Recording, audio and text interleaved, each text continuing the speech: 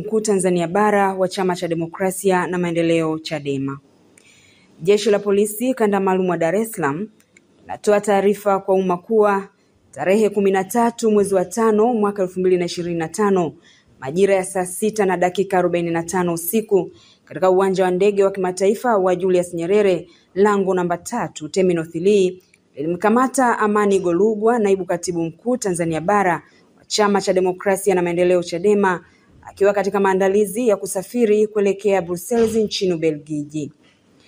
Jeshi la polisi lilimkamata naibu katibu mkuu huyo kufuatia taarifa za siri kuwa amekuwa na mienendo ya kuondoka na kurudi nchini bila kufuata taratibu za kisheria za hapa nchini.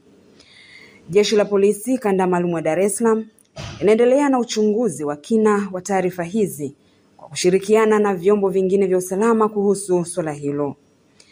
Jeshi la polisi